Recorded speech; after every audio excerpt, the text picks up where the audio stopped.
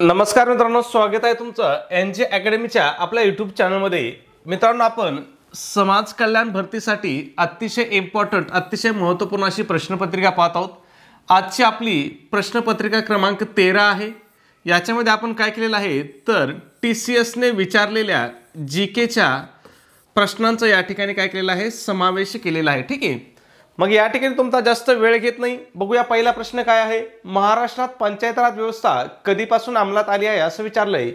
महाराष्ट्रामध्ये पंचायत राज व्यवस्था कधीपासून अंमलात आली असं आपल्याला या ठिकाणी विचारलंय। मग पंचायत राज व्यवस्था महाराष्ट्रात कधी अंमलात आली तर ती 1 मे 1962 पासून अंमलात आली। ठीक आहे, महत्त्वाची तारीख आहे, लक्षात ठेवा। भरपूर वेळेस या ठिकाणी प्रश्न परीक्षेमध्ये विचारलेला आहे। त्याच्यानंतर एक सरळ प्रश्न विचारला जातो की महाराष्ट्र राज्याची निर्मिती कधी झाली, तर महाराष्ट्राची निर्मिती कधी झाली होती 1 मे 1960 ला। म्हणजे त्याच्यानंतर बरोबर 2 वर्षानंतर काय झालं होतं, महाराष्ट्रामध्ये पंचायत राज व्यवस्था अंमलात आली होती। ठीक आहे, त्याच्यानंतर प्रश्न विचारला जातो की महाराष्ट्रामधली जी पंचायत राज व्यवस्था आहे ही कोणत्या समितीच्या शिफारशीनुसार आहे। मग ही कोणत्या समितीच्या शिफारशीनुसार आहे तर वसंतराव नाईक समितीच्या शिफारशीनुसार आहे। मग या ठिकाणी विचारलं जातं की वसंतराव नाईक समितीची स्थापना कधी झाली, तर ही स्थापना कधी झाली होती, जून 1960 ला झाली होती। आणि वसंतराव नाईक समितीने आपला अहवाल कधी दिला हा पण प्रश्न विचारला जातो, तर मार्च 1961 ला त्यांनी काय केलं होतं, आपला अहवाल दिला होता। आणि या अहवालामध्ये महाराष्ट्रासाठी त्यांनी 3 स्तरीय, खूप इम्पॉर्टंट आहे, 3 स्तरीय पंचायत राज व्यवस्थेची शिफारस केली होती। लक्षात ठेवायचं, कोणत्या समितीने, वसंतराव नाईक समितीने। समितीची स्थापना कधी झाली, जून 1960 ला। समितीने अहवाल कधी दिला, मार्च 1961 ला। आणि अहवालामध्ये त्यांनी काय शिफारस केली तर महाराष्ट्रामध्ये 3 स्तरीय पंचायत राजची स्थापना करण्यात यावी। मग हे 3 स्तर कोणकोणते आहेत बघा, ग्रामपंचायत, पंचायत समिती आणि जिल्हा परिषद। लक्षात ठेवा, महत्त्वाचं आहे। या 3 स्तरावरती सुद्धा तुम्हाला प्रश्न विचारला जातो। सगळ्यात वरचा स्तर कोणता, जिल्हा परिषद आहे। सगळ्यात खालचा स्तर कोणता आहे, पंचायत राज व्यवस्थेचा, ग्रामपंचायत आहे। आणि जिल्हा परिषद आणि ग्रामपंचायत या दोघांमधला दुवा कोण आहे तर तो दुवा पंचायत समिती आहे। हे लक्षात ठेवा, प्रश्न परीक्षेमध्ये विचारलेले आहेत। ठीक आहे, पुढचा प्रश्न बघूया। 2 नंबर, वारकरी संप्रदायाचा कळस असं कोणास म्हणतात, तर संत तुकाराम महाराजांना वारकरी संप्रदायाचा कळस म्हणतात। त्याच्यानंतर वारकरी संप्रदायाचे पाया रचणारे कोण असा प्रश्न विचारला होता TCS ने। मग संत ज्ञानेश्वरांना पाया रचणारे म्हणतात। वारकरी संप्रदायाच्या भिंती उभारणारे कोण आहेत तर संत नामदेव हे वारकरी संप्रदायाच्या भिंती उभारणे आहेत। आणि वारकरी संप्रदायाचे खांब होणारे कोण आहेत तर संत एकनाथ हे काय आहेत, खांब होणारे आहेत। आणि कळस कोणाला म्हणतात वारकरी संप्रदायाचा तर तो संत तुकाराम महाराजांना म्हणतात। महत्त्वाचा आहे, TCS नेच प्रश्न विचारला होता। ठीक आहे, पुढचा 3 नंबर, 1956च्या भाषावार प्रांत पुनर्रचना कायद्यानुसार भारतात सर्वप्रथम अनुक्रमे किती भाषिक राज्य व केंद्रशासित प्रदेशाची निर्मिती करण्यात आली। किती वेळेस प्रश्न विचारलाय हा की 1956चा कोणता कायदा होता, भाषावार प्रांत पुनर्रचना कायदा। ह्या कायद्यानुसार भारतामध्ये सर्वप्रथम किती राज्य आणि केंद्रशासित प्रदेशाची निर्मिती करण्यात आली असं आपल्याला या ठिकाणी विचारलेलं आहे। मग किती राज्य आणि केंद्रशासित प्रदेशाची निर्मिती करण्यात आली होती तर या ठिकाणी 14 राज्य आणि 6 केंद्रशासित प्रदेश। त्याच्यानंतर प्रश्न विचारला जातो, भाषावार प्रांत पुनर्रचना कायदा कधी झाला तर हा 1956 ला झाला। त्याच्यानंतर या ठिकाणी बघा, आपल्याला मला वाटतं काल का परवाच प्रश्न होता की राज्य पुनर्रचना आयोगाची स्थापना कधी झाली तर कधी झाली होती 1953 ला। ह्या आयोगाचे अध्यक्ष कोण होते तर न्यायमूर्ती फाजल अली। ठीक आहे, फाजल अली हे काय होते, ह्या आयोगाचे अध्यक्ष होते, म्हणून यालाच काय म्हटलं जातं, फाजल अली आयोग म्हटलं जातं। याच्यामध्ये एकूण 2 सदस्य होते। कोण होते ते 2 सदस्य, हृदयनाथ कुंजरू आणि KM पन्नीकर होते। यांनी आपला अहवाल कधी दिला तर डिसेंबर 1955 ला अहवाल दिला। आणि त्या अहवालाच्या आधारे 1956 ला काय झाला, भाषावार प्रांत पुनर्रचना कायदा झाला, किंवा त्यालाच राज्य पुनर्रचना कायदा असं सुद्धा म्हटलं जातं। मग लक्षात ठेवायचं। ठीक आहे, तुम्हाला हे जे डॉट आहेत ना प्रश्नामधले, हे डॉट तुम्हाला कनेक्ट करता आले पाहिजेत। जर तुम्ही कनेक्ट केले तरच तुमचा स्टडी काय, आपण त्याला स्मार्ट स्टडी म्हणू शकतो। ठीक आहे, पुढचा प्रश्न बघू। 4 नंबर, चेरापुंजी हे ठिकाण कोणत्या राज्यात आहे। कोणतं ठिकाण विचारलंय की बाबा चेरापुंजी हे जे ठिकाण आहे हे ठिकाण कोणत्या राज्यात आहे असं विचारलंय। मग चेरापुंजी कोणत्या राज्यामध्ये आहे तर मेघालय राज्यामध्ये आहे। त्याच्यानंतर मेघालय राज्यामधलं कोणत्या जिल्ह्यात आहे चेरापुंजी? तर खासी जिल्ह्यात आहे. महत्त्वाचं आहे, लक्षात ठेवा. कोणत्या जिल्ह्यामध्ये? खासी जिल्ह्यात. आणि या ठिकाणी काय होती? खासी ही आदिवासी जमात आढळते. याच्यावरती सुद्धा प्रश्न विचारलेला आहे की खासी ही आदिवासी जमात खालीलपैकी कोणत्या राज्यामध्ये आढळते? तर कोणत्या राज्यामध्ये आढळते? मेघालयमध्ये आढळते. मेघालयमधल्या खासी जिल्ह्यात आढळते. ठीक आहे. आता या ठिकाणी तुम्हाला हे चेरापुंजी का महत्वाचं आहे? तर लक्षात ठेवा, चेरापुंजी या ठिकाणी काय होतं? 1177 सेंटीमीटर पाऊस पडतो आणि मौसिनराम या ठिकाणी 1178 सेमी पाऊस पडतो. म्हणजे हे दोन्ही ठिकाणं काय आहेत? जगामधील सर्वाधिक पर्जन्याचे ठिकाण आहेत. लक्षात ठेवा, भारतामधील सर्वाधिक पर्जन्य तर इथं पडतंयच, पण जगामधलं सुद्धा सर्वाधिक पर्जन्य या ठिकाणी काय होतंय? पडतंय. मग तुम्हाला दोन्ही लक्षात ठेवायचे आहेत. मौसिनराम आणि चेरापुंजी कोणत्या राज्यामध्ये आहेत? दोन्ही पण मेघालय राज्यामध्ये आहेत. आणि हे कशामुळे प्रसिद्ध आहेत? तर या ठिकाणी काय आहे? जगातील सर्वाधिक पाऊस या ठिकाणी पडतो, सगळ्यात जास्त पाऊस. ठीक आहे. पुढचा प्रश्न बघू. त्याच्या अगोदर एक छोटीशी पण अतिशय महत्वाची अशी सूचना मित्रांनो, आपण या ठिकाणी समाज कल्याण भरतीसाठी अतिशय महत्त्वपूर्ण, अतिशय इम्पॉर्टंट अशी टेस्ट सिरीज या ठिकाणी सुरू केलेली आहे. आपल्या टेस्ट सिरीजचं वैशिष्ट्य काय असणार आहे? तर या टेस्ट सिरीजमध्ये TCS पॅटर्ननुसार संपूर्ण अभ्यासक्रमावर आधारित अशी आपली ही टेस्ट सिरीज असणार आहे. मग या टेस्ट सिरीजमध्ये तुम्हाला काय काय भेटेल मित्रांनो? तर या ठिकाणी बघा, तुम्हाला 10 टेस्ट पेपर भेटतील. त्याचबरोबर TCSने घेतलेल्या अतिशय IMP अशा 100 प्रश्नपत्रिका तुम्हाला या ठिकाणी उत्तरासहित मिळतील. आता तुम्हाला TCSने घेतलेल्या प्रश्नपत्रिकेचा किंवा TCS पॅटर्ननुसारच्या परीक्षेचा का अभ्यास करायचा आहे? तर तुम्हाला माहिती आहे समाज कल्याण विभागाची भरती कोण घेणार आहे? तर TCS घेणार आहे. आणि जर तुम्ही TCSचे आतापर्यंतचे पेपर पाहिले असतील तर TCSचे जवळपास 90% प्रश्न काय होत आहेत? पुन्हाची परीक्षेमध्ये जशाच तसे काय होत आहेत? रिपीट होत आहेत. म्हणून तुम्हाला ह्या TCSने घेतलेल्या प्रश्नपत्रिका काय आहेत? अतिशय इम्पॉर्टंट आहेत. ठीक आहे. त्याच्यानंतर या टेस्ट सिरीज सोबत आपण काय करत आहोत? तर फ्रीमध्ये अतिशय IMP अशा नोट्स तुम्हाला प्रोव्हाइड करत आहोत. मग यामध्ये कोणकोणत्या विषयाच्या नोट्स आहेत बघा. मराठी आहे, इंग्रजी आहे, गणित व बुद्धिमत्ता आहे, इतिहास, भूगोल, राज्यशास्त्र, ह्या सगळ्या विषयाच्या नोट्स तुम्हाला या ठिकाणी प्रोव्हाइड केल्या जातील. मग मित्रांनो, जर तुम्ही आपल्या एवढ्या नोट्सचा जरी अभ्यास केला तरी तुम्ही परीक्षेमध्ये या ठिकाणी 170 प्लस मार्क या ठिकाणी पहा, परीक्षेमध्ये 170 पेक्षा जास्त मार्क तुम्ही या ठिकाणी अगदी सहज घेऊ शकता. आणि जर एवढे मार्क घेतले तर तुमचं सिलेक्शन काय होणार? 100% तुमचं सिलेक्शन या ठिकाणी होणार. ठीक आहे. मग या ठिकाणी लक्षात घ्या, आपल्या या संपूर्ण मटेरियलची प्राइस किती मित्रांनो? तर 250 रुपये प्राइस आहे. परंतु त्याच्यामध्ये सुद्धा विद्यार्थ्याच्या मागणीस्तव आपली जी ऑफर आहे ही आपली ऑफर आज सुद्धा चालू आहे. मग जर तुम्ही ऑफरनुसार टेस्ट सिरीज घेतली तर ही तुम्हाला आज किती रुपयाला मिळेल? फक्त आणि फक्त 139 रुपयाला तुम्हाला ही टेस्ट सिरीज मिळेल.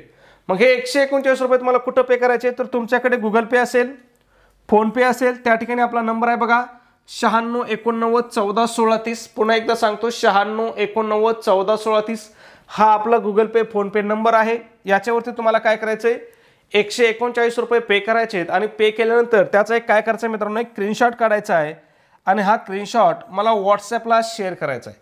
व्हॉट्सॲपला सुद्धा आपला हाच नंबर आहे 96 89 14 16 30. तुमचा स्क्रीनशॉट मिळाल्याबरोबर तुम्हाला 2 मिनिटांमध्ये मित्रांनो या ठिकाणी संपूर्ण मटेरियल काय केलं जाईल? या ठिकाणी प्रोव्हाइड केलं जाईल. जे मटेरियल काय असणार आहे? परीक्षेच्या दृष्टीने अतिशय उपयुक्त, अतिशय इम्पॉर्टंट असणार आहे. ठीक आहे. पुढचा प्रश्न बघू आपण. प्रश्न क्रमांक किती आहे? तर प्रश्न क्रमांक 5 आहे.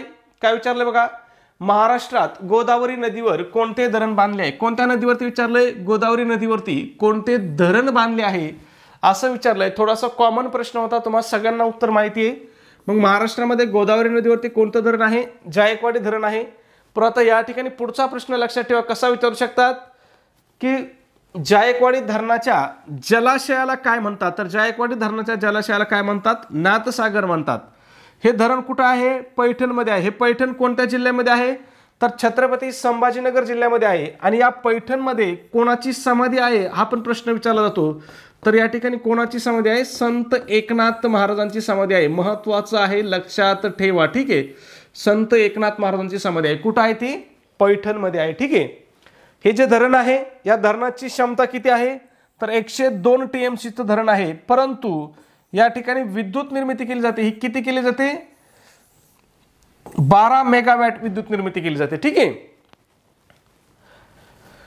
आणि या ठिकाणी जे अभयारण्य आहे त्याला नाव काय आहे, तर जायकवाडी पक्षी अभयारण्य। मग प्रश्न विचारला जातो तुम्हाला, जायकवाडी पक्षी अभयारण्य खालीलपैकी कोणत्या ठिकाणी आहे, किंवा जायकवाडी पक्षी अभयारण्य कोणत्या जिल्ह्यामध्ये आहे हे पण विचारलं जातं।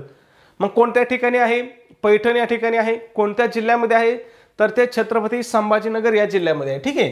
त्याच्यानंतर या ठिकाणी एक उद्यान पण आहे, अतिशय सुंदर असं उद्यान आहे। त्या उद्यानाचं नाव काय, संत ज्ञानेश्वर उद्यान हे त्या उद्यानाचं नाव आहे, ठीक आहे। पुढचा प्रश्न 6 नंबर, भारतीय अर्थव्यवस्थेचे स्वरूप व्यक्त करण्यासाठी खालीलपैकी कोणते विशेषण समर्पक ठरेल। मग भारतीय अर्थव्यवस्थेला कोणतं विशेषण समर्पक ठरेल असं विचारलंय। मग तुम्हाला माहिती आहे भारतीय अर्थव्यवस्थेला आपण काय म्हणतो, विकसनशील अर्थव्यवस्था म्हणतो। महत्वाचं आहे, लक्षात ठेवा। मग विकसित देश कोणते आहेत हे लक्षात ठेवा। विकसित देश कोणते आहेत पहा, इंग्लंड आहे, अमेरिका आहे, जपान आहे, जर्मनी आहे, हे काय आहेत, विकसित आहेत। विकसनशील देश कोणते आहेत, भारत आहे, चीन आहे, पाकिस्तान आहे, हे काय आहेत, विकसनशील आहेत। आणि अविकसित देश बघा, अफगाणिस्तान, नेपाळ, भूटान यांना आपण काय म्हणतो, अविकसित देश म्हणतो। मग लक्षात ठेवायचं तुम्हाला, एक तर विकसित लक्षात ठेवा, विकसनशील लक्षात ठेवा, आणि अविकसित पण तुम्हाला लक्षात ठेवायचे आहेत, ठीक आहे। 7 नंबर काय आहे, कळसुबाई शिखर डॅश डॅश पर्वतावर आहे असं विचारलंय। कॉमन प्रश्न होता, कळसुबाई शिखर कोणत्या पर्वतामध्ये आहे, तर ते सह्याद्री पर्वतामध्ये आहे। या कळसुबाई शिखराची उंची किती आहे ते पण विचारलं जातं, तर 1646 मीटर ही काय आहे, कळसुबाई शिखराची उंची आहे। कळसुबाई शिखर काय आहे, महाराष्ट्रामधील सर्वात उंच शिखर आहे। कोणत्या जिल्ह्यामध्ये आहे, तर ते अहिल्यानगर, पूर्वीचं नाव काय, अहमदनगर, आता काय म्हणतात त्याला, अहिल्यानगर, मग या जिल्ह्यामध्ये आहे। प्रश्न विचारला जातो परीक्षेमध्ये, ठीक आहे। पुढचा 8 नंबर, कुंभार्ली घाट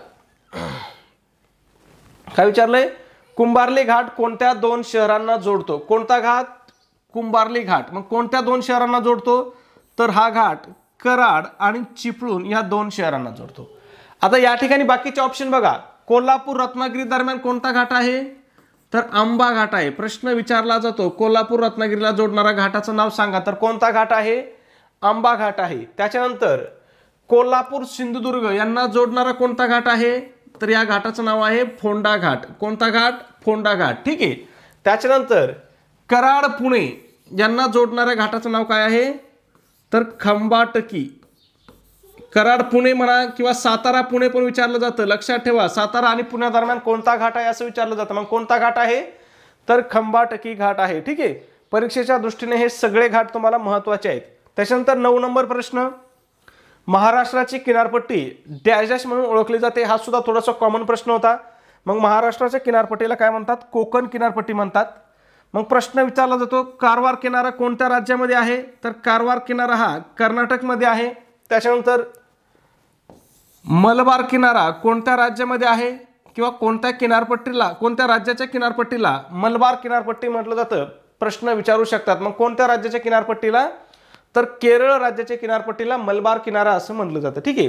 आणि इथं चौथा ऑप्शन दिला अक्कल किनारा, तर अक्कल किनारा हा सध्या महाराष्ट्रामध्ये किंवा भारतामध्ये कुठेही अस्तित्वात नाही, ठीक आहे। 10 नंबर, डॅश डॅश या इटालियन शास्त्रज्ञाने दुर्बिणीचा शोध लावला। काय विचारलं आपल्याला, दुर्बिणीचा शोध कोणी लावला असं विचारलंय। मग दुर्बिणीचा शोध कोणी लावला होता, गॅलिलिओने लावला होता। आणि गॅलिलिओ हा कोणता शास्त्रज्ञ होता, तर हा इटालियन शास्त्रज्ञ होता। महत्वाचा आहे, लक्षात ठेवा, ठीक आहे। त्याच्यानंतर बघा, जॉन केपलरवरती आपल्याला प्रश्न विचारला जातो। मग जॉन केपलर कोण होता, तर हा खगोलशास्त्रज्ञ होता। आणि त्याने काय केलेलं आहे, तर केपलरचे ग्रहांचे नियम आहेत। मग प्रश्न विचारला जातो की खालीलपैकी कोणी ग्रहांचे नियम मांडले, तर कोणी मांडले होते, केपलरनी मांडले होते, ठीक आहे। त्याच्यानंतर कोपर्निकसने काय केलं बघा, भूकेंद्रित सिद्धांतांच्या विरोधात सूर्यकेंद्रित सिद्धांत मांडला। म्हणजे पहिलं काय म्हणायचे की पृथ्वी एका जागेवर स्थिर आहे आणि बाकीचे ग्रह तारे काय होत आहेत, पृथ्वीभोवती फिरत आहेत असं म्हणायचे। परंतु कोपर्निकसने काय केलं, हा सिद्धांत खोडून काढला, भूकेंद्रित सिद्धांत, आणि त्यांनी कोणता सिद्धांत मांडला, सूर्यकेंद्रित सिद्धांत मांडला। म्हणजे त्यातने काय म्हटलं की सूर्य स्थिर आहे आणि बाकीचे ग्रह किंवा उपग्रह हे सगळे काय होत आहेत, सूर्याच्या भोवती फिरत आहेत, असा सिद्धांत कोणी मांडला, तर तो कोपर्निकसने मांडला, ठीक आहे। आणि चौथा ऑप्शन होता आपल्याला न्यूटनचं, तर न्यूटननी काय केलेलं आहे, गुरुत्वाकर्षणाचा सिद्धांत मांडलेला आहे, लक्षात ठेवा, ठीक आहे। पुढचा प्रश्न 11 नंबर, 1953 मध्ये डीएनएची प्रतिकृती कोणत्या संशोधकांनी तयार केली? काय विचारलंय? डीएनएची प्रतिकृती कोणत्या संशोधकांनी तयार केली? मग पहिलं ऑप्शन काय दिलं? वॅटसन, क्रिक. उत्तर काय आहे? अ व ब दोघांनी मिळून काय केली होती? डीएनएची प्रतिकृती तयार केली होती किंवा प्रतिकृती शोधली होती. लक्षात ठेवा. ठीक आहे. कधी शोधली त्यांनी? तर ती 1953 ला. आणि ते कसं आहे डीएनएची बघा, दुहेरी सर्पिल संरचना शोधून काढली. आणि फ्रेडरिक मिशरने काय केलं होतं? डीएनएचा शोध लावला होता. जर प्रश्न विचारला की डीएनएचा शोध कोणी लावला, तर शोध कोणी लावला होता? फ्रेडरिक मिशरने लावला होता. कधी लावला होता? 1869 ला. मग फरक लक्षात ठेवायचा आहे. जर शोध विचारलं तर आपलं उत्तर काय येईल? फ्रेडरिक मिशर येईल. आणि जर प्रतिकृती कोणी तयार केली असं विचारलं तर काय होईल? जेम्स वॅटसन आणि फ्रान्सिस क्रिक. त्याला वॅटसन आणि क्रिक असं पण म्हणतात शॉर्टकटमध्ये. ठीक आहे. पुढचा प्रश्न 12 नंबर, मांजरा ही नदी गोदावरीला कोणत्या बाजूने मिळते? कोणती नदी? मांजरा नदी गोदावरीला कोणत्या बाजूने मिळते? तर डाव्या बाजूने मिळते. ठीक आहे. मग प्रश्न विचारला जातो की मांजरा नदी किती राज्यामधून वाहते? तर मांजरा नदी किती राज्यामधून वाहते? 3 राज्यामधून. मग हे 3 राज्य कोणते आहेत बघा? महाराष्ट्र, कर्नाटक आणि तेलंगणा. त्याच्यानंतर उगम कुठं होतं पहा? तर महाराष्ट्र राज्यातील बीड जिल्ह्याच्या पाटोदा तालुक्यातील बालाघाट डोंगररांगेमध्ये काय होतं? या नदीचा उगम होतो. या नदीची लांबी किती आहे? तर 725 किलोमीटर लांबीची ही नदी आहे. सुरुवातीला बघा पूर्ववाहिनी असून बीड आणि धाराशिव या 2 जिल्ह्याची सरहद निर्माण करते. त्याच्यानंतर बीड आणि लातूर या 2 जिल्ह्यांची सरहद निर्माण करते. प्रश्न विचारलेला आहे की मांजरा नदी खालीलपैकी कोणत्या जिल्ह्यांची सीमा निश्चित करते? मग लक्षात ठेवायचं, सुरुवातीला बीड आणि धाराशिवची करते आणि त्याच्यानंतर बीड आणि लातूरची करते. ठीक आहे. महत्त्वाचं आहे, लक्षात ठेवा. पुढचा प्रश्न 13 नंबर, प्रवरा नदीवर भंडारदरा येथे डॅश डॅश नावाचा धबधबा आहे. मग भंडारदरा या ठिकाणी कोणता धबधबा आहे? तर रंधा धबधबा आहे किंवा रंधा फॉल आहे. कोणत्या नदीवरती आहे? प्रवरा नदीवरती आहे. आणि हे कोणत्या जिल्ह्यामध्ये आहे? तर हे अहिल्यानगर जिल्ह्यामध्ये आहेत. हे पण लक्षात ठेवायचं. ठीक आहे. त्याच्यानंतर प्रश्न विचारला जातो की हा मार्लेश्वर धबधबा कोणत्या जिल्ह्यामध्ये आहे? तर हा रत्नागिरीमध्ये आहे. लिंगमळा धबधबा कोणत्या जिल्ह्यामध्ये आहे? तर हा साताऱ्यामध्ये आहे. आणि सौताडा धबधबा कोणत्या जिल्ह्यामध्ये आहे? तर हा बीड जिल्ह्यामध्ये आहे. ठीक आहे. लक्षात ठेवा, परीक्षेमध्ये यांच्यावरती प्रश्न विचारले जात आहेत. पुढचा 14 नंबर प्रश्न आहे आपला, डॅश ही उल्हास नदीची उपनदी आहे. आता काय विचारलंय की उल्हास नदीची उपनदी कोणती आहे? त्या दिवशी प्रश्न होता आपल्याला खालीलपैकी कोणती नदी उल्हास नदीची उपनदी नाही असं विचारलं होतं. आज आहे असं विचारलंय. मग बघूया, काळू, वैतरणा, सावित्री, तेरेखोल. तर यापैकी काळू हीच काय आहे? वैतरणा नदीची महत्वाची उल्हास नदीची महत्वाची उपनदी आहे. ठीक आहे. त्याच्यानंतर प्रश्न विचारला जातो की उल्हास नदीचा उगम कुठं होतं? तर उगम कुठं होतं पहा? लोणावळ्या जवळच्या राजमाची परिसरामध्ये तिचा उगम होतो. ही नदी किती जिल्ह्यामधून वाहते पहा? तर 3, पुणे, रायगड आणि ठाणे जिल्ह्यामधून 122 किलोमीटरचे अंतर पार करते. म्हणजे कोकणामधील सर्वात लांब नदी कोणती आहे? तर उल्हास नदी ही कोकणामधील सर्वात लांब नदी आहे. आणि ही कोणत्या खाडीमधून मिळते समुद्राला? तर वसईच्या खाडीमधून ती समुद्रास मिळते. ते पण काय परीक्षेच्या दृष्टीने महत्वाचं आहे. ठीक आहे. 15 नंबर प्रश्न आहे आपला, धरमतरची खाडी कोणत्या नदीच्या मुखात आहे? कोणती खाडी विचारलंय? धरमतरची खाडी. मग ही कोणत्या नदीच्या मुखामध्ये आहे? तर ही आंबा नदीच्या मुखातील खाडी आहे. ठीक आहे. त्याच्यानंतर बघा, वैतरणा नदीवर कोणती खाडी आहे? दांतीवाऱ्याची खाडी आहे. उल्हास नदीवरती कोणती खाडी आहे? वसईची खाडी आहे. कुंडलिका नदीवरती रोह्याची खाडी आहे. सावित्री नदीवरती बाणकोटची खाडी.